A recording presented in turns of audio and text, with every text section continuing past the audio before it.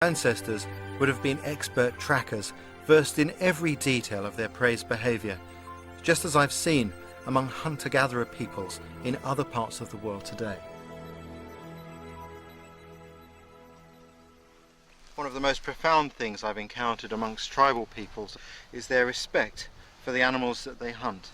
These things are treated with the greatest reverence. They really believe that they are brothers, they're cousins with which we share our life, our time here on the planet Earth.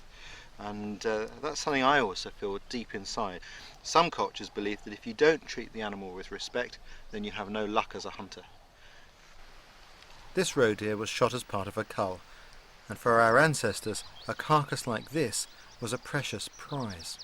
The antlers up here are an incredibly important resource. These made needles, harpoon points, tools. The eye, the juice from the eyeball can be used as a glue. The bones themselves could be used. And the skin, vitally important to make bedding, to make clothing, bags and ropes. The old flint tool does a beautiful job. It's just like a little razor blade. Fantastic tool for the task.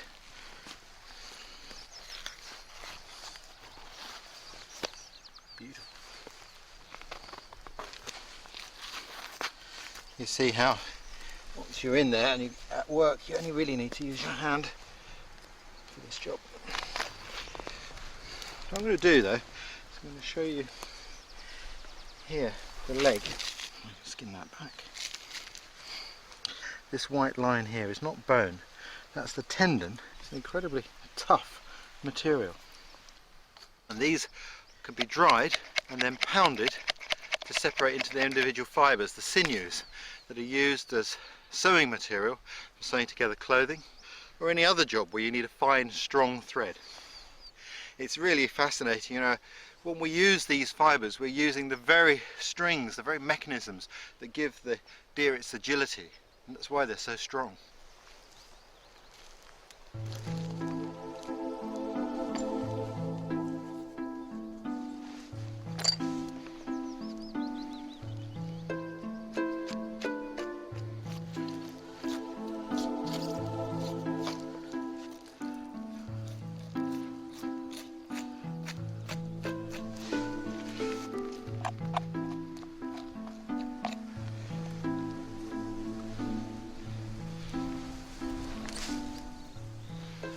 That's a beautiful piece of meat. That's going to cook absolutely deliciously. Fantastic.